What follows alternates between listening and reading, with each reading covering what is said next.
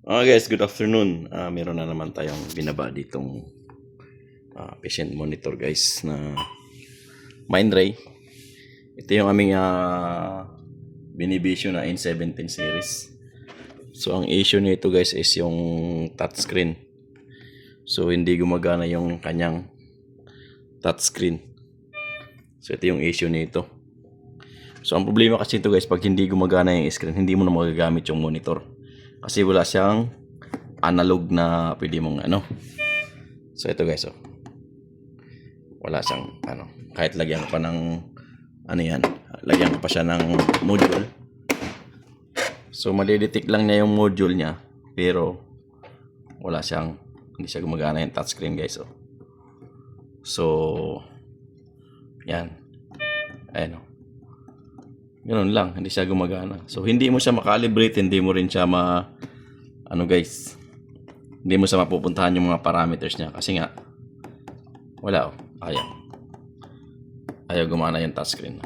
So actually pinalitan ko na ito ng aming backup. So may backup kasi kami dun sa unit system, may mga backup kasi kami dito. Ito so backup namin to. So napalitan ko na to. So dito yan, dito okay siya, gumagana to. Pwede mong mo yung mga parameters niya. So okay tong isang to, kasi ito yung isang backup namin. Dalawa yung backup ko yung ganito.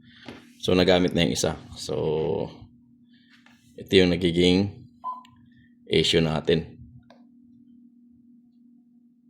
kasi ginamit ko lang yung kanyang module guys, kasi yung module na isa ko is may sira din yung SPO2 nito. So kaya ito yung ginagamit kong module. So yan, dapat yan kahit paano gagana yan pag tinatouch mo siya, kasi ayaw. Lalagyan mo ng module.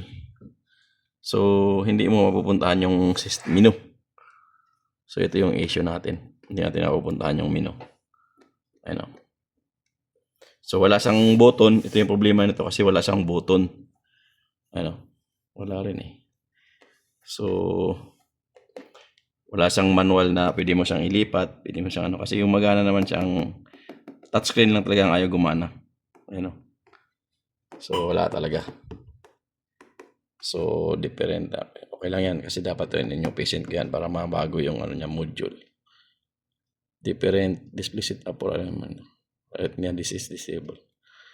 So hindi siya talaga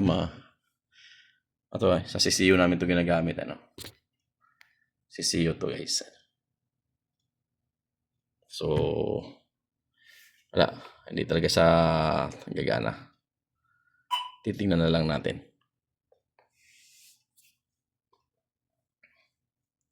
So bubuksan natin.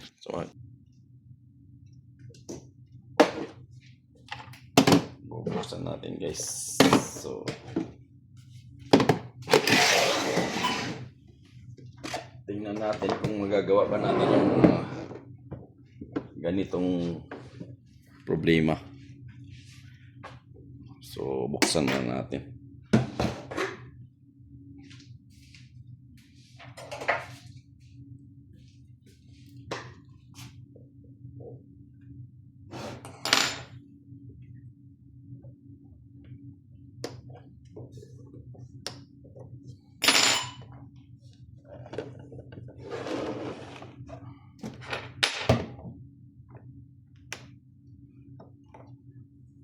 So ito guys, matagal na rin to. So 2018 namin to na-install.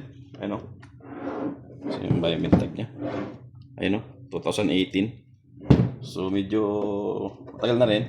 Naka-sealed pa rin siya. So hindi pa rin siya nabubuksan. Ito yung nito. So almost more than 7 years na rin itong unit na to. So tanggalin muna natin yung battery para sure ball tayo.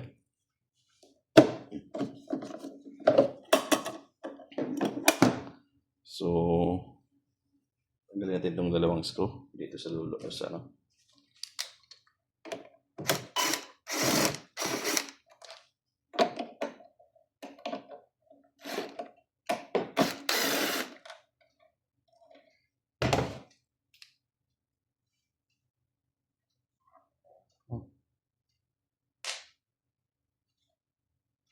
tanggal yung dalawang screw. Ayun, tamang 4 na screw guys.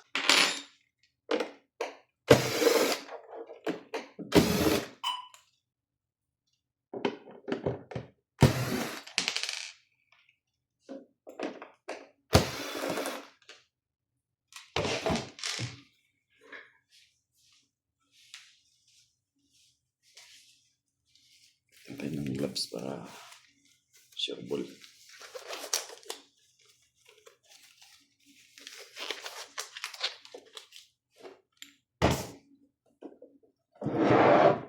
So ayun, tanggalan natin yung ating screw. So kitin lang natin to.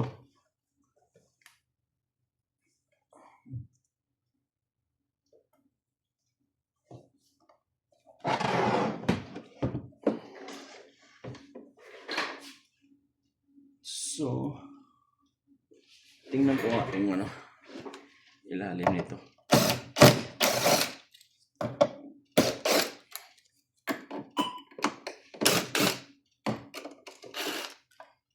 May holder to sa ilalim eh. Hindi ko na naalala yung nagpagbukas ko dati.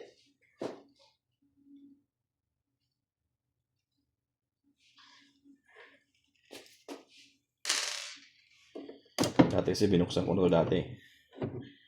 So ayun, mga nakalak nga lang to eh. So ito yung power supply niya. So nakalak lang itong mga tayo, no?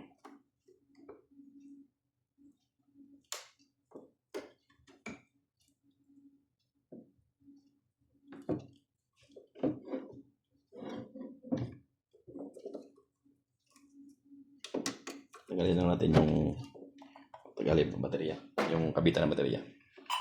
So pag hinihila mo na kasi ito mabubuksan mo na dapat eh.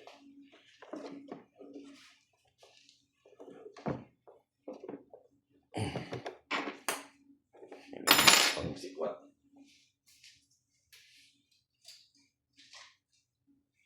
So gamitin natin yung pangsikwat na plastic kasi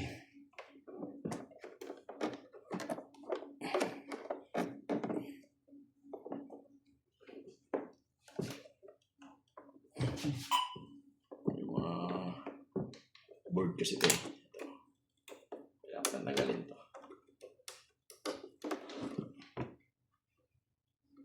Okay. So tanggal na.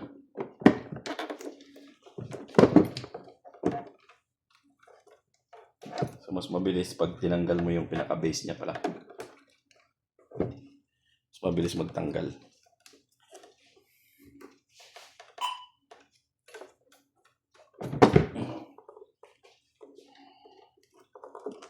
Kasi dati nagpalit ako ng ganito, yung kinlim ko ng warranty.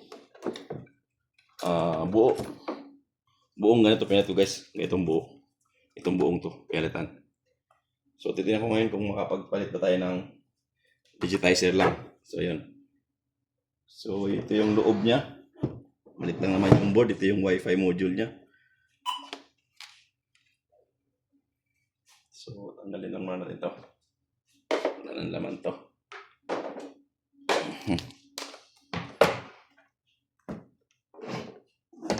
So ito yung ating gagawin. Paano natin tanggalin yung board niyan? So ito yung mga lock niyan, tatanggalin natin. Kasi wala siyang screw dito guys, iba yung design nito. Iba yung kanyang pagka-design. Ito na yung pinaka niya. Ito na yung pinaka niya, oh. Yung T-con board. May T-con na kasi ito eh. So ano yung touchscreen? I think ito yung touchscreen niya, oh. Yung module na to. Pero nandito na rin yung touchscreen niya.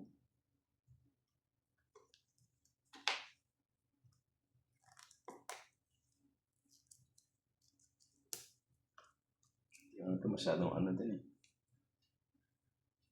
At hindi din yung pagkakabit ng niya.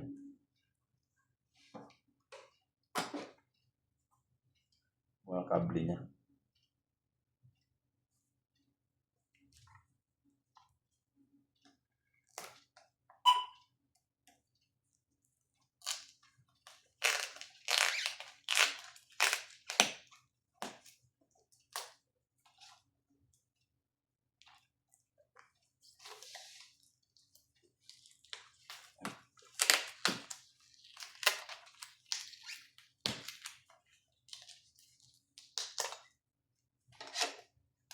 So, yung mga flex cable kaya tatanggalin mo natin.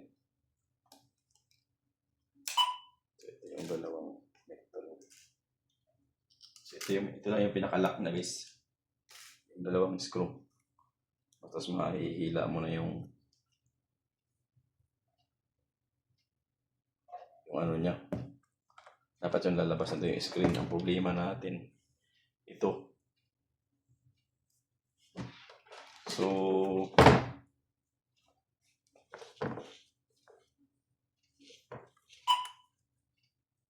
ang alam ko guys, kailangan natin initin to eh. Initan ng hot air.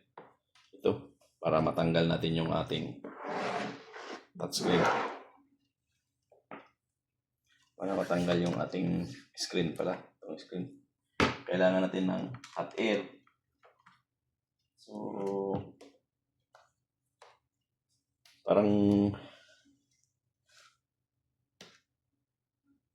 ano eh, parang hindi siya pwedeng palitan ng ano. Hindi siya pwedeng palitan ng digitizer lang. Mahirap bubuksan eh. Kailangan tanggalin mo yung rubber na to. May rubber dito yan.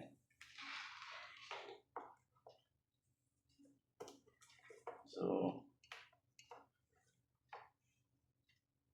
kailangan natin ng tanggalin yung rubber sa gilid bago natin matanggal yung buong touchscreen.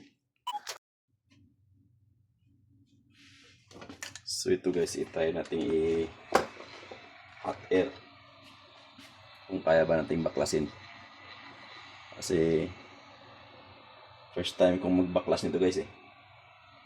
Tsaka wala kasing instruction kung paano mabubuksan tong tatanggalin yung ano nito, touchscreen.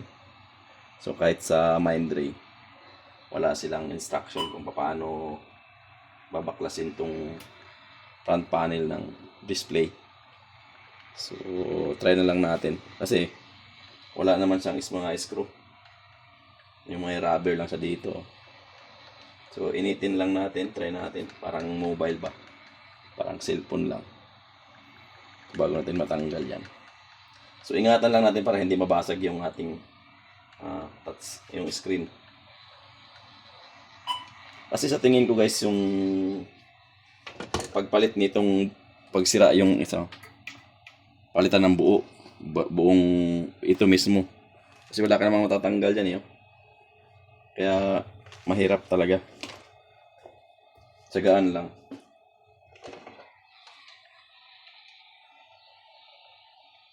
Sayang kasi touchscreen lang naman ang sira nito.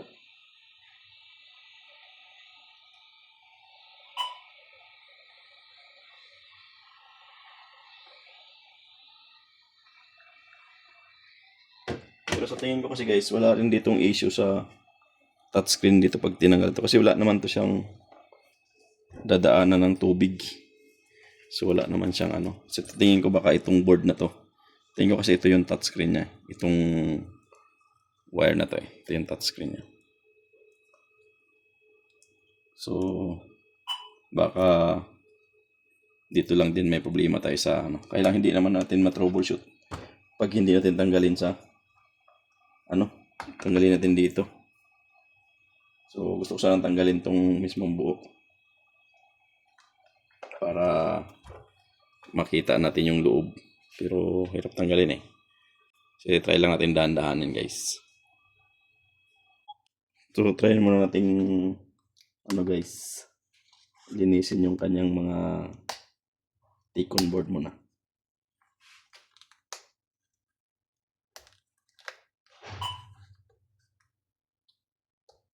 Baka dito lang din yan eh.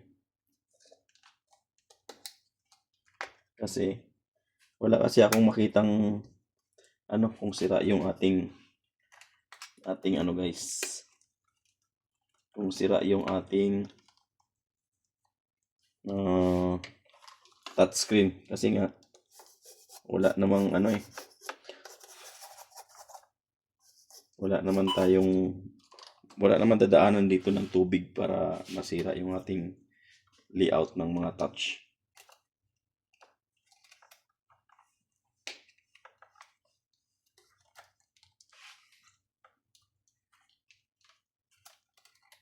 So, testing na lang muna natin dito, guys. Linisin lang muna natin yung mga flex cable niya.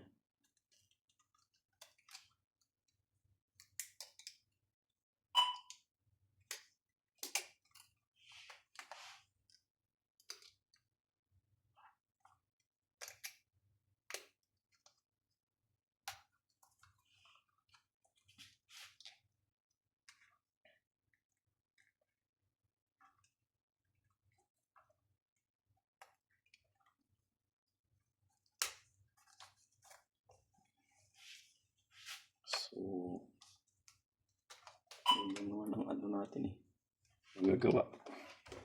So, itry muna natin kasi wala rin naman tayong pag tinanggal yung buo. Either, baka din kasi software update. So, hindi ko alam kung baka kailangan lang natin mag-software update din. So, itanong ko muna sa Mindray kung kailangan ba natin mag-software update. So, kahit hinit-gan ko guys, hindi pa rin siya matatanggal. Hinit-gan ko na siya. So, try nating kabit ulit. So, and guys, ganun din.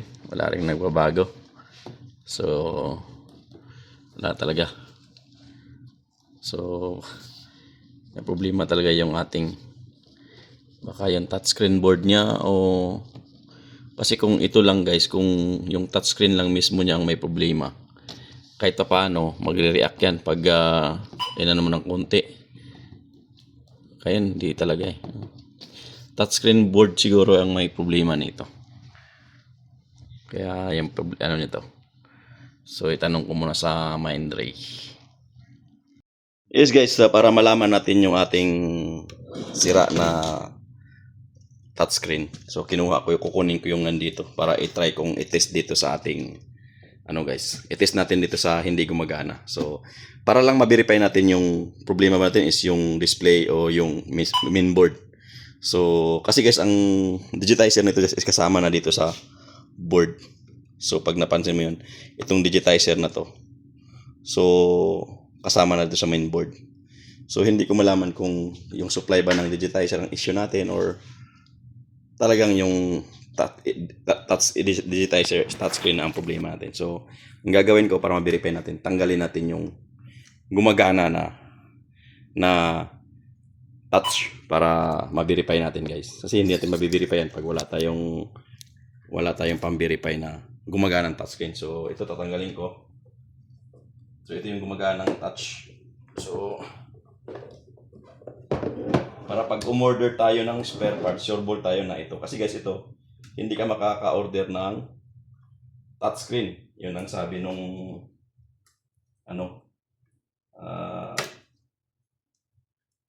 Mindray. Kailangan orderan mo ng buong unit. Buong guys, ito. Buong So, itong buong to, ang papalitan natin ito. Kasi nga, ito hindi natin mababaklas yung hindi natin mababaklas yung pinaka touchscreen sa loob. So, kaya ang gagawin natin,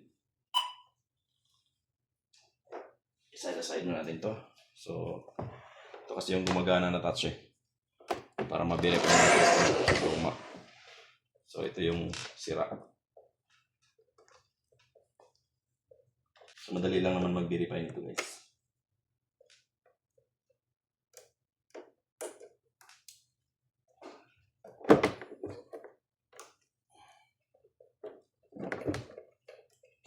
Kasi nakausap ko na yung nito, company, yung Mindray na sa dito na kung intermittent lang daw ang problema, maaari pa daw software. So, sa ano kasi natin guys, sa ano natin, sa ating issue, hindi siya intermittent, as in talaga. As in talaga siya na hindi gumagana. So, wala tayong option kung i-verify natin. Kung di, i-check natin yung ating touchscreen talaga. Yun.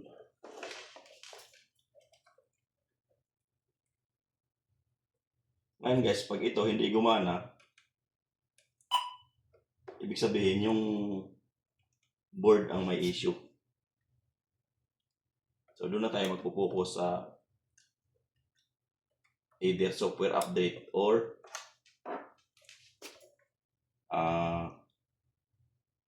replace na tayo ng board. Kasi guys, pag ito gumana, ibig sabihin ang ating issue is yung board niya. So, verify natin. Moment of truth na tayo guys para malaman natin. Bismillah. So, ayan, pa rin, gumagana. Kasi guys, ito pares lang ito sa version. Yung, ano, kasi isang set lang to binili. Isang set lang to dineliver dito. So, pares lang ang version nito. So, lagyan natin ng aniro na pala. So, ayun, gumana siya guys eh. So, gumagana siya. So, ngayon, verified na natin na problema natin is yung ito talaga. Itong touchscreen na to. Ito.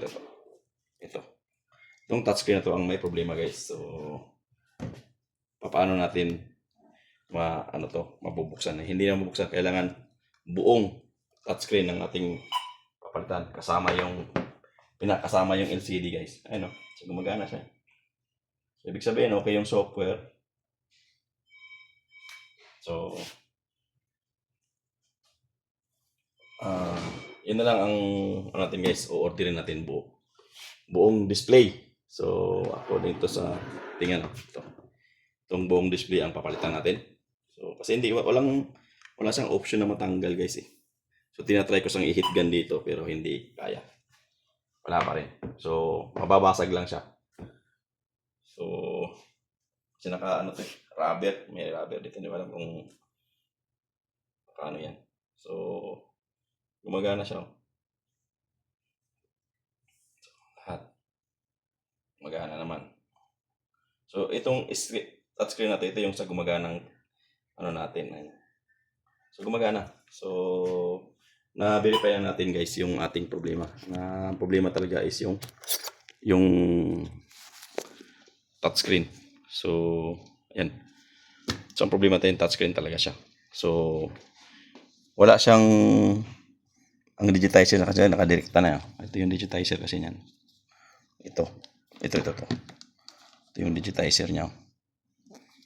So, nakarekta na rin yan. So, wala talaga. So, hindi natin ma-repair kasi yung digitizer na kasama dito sa board na to. Hindi tulad ng ibang digitizer, yung mga Mindray SB300 na ventilator, 600, nakahiwalay yung kanyang touchscreen. Pwede din palitan. Pero ito, nakasama sa system na to. So, wala tayong option kundi palitan talaga yung buo. Kahit gumagana pa yung ating LCD niya. So, ito yung proof na walang problema yung ating board. So, gumagana siya dito. Ayan.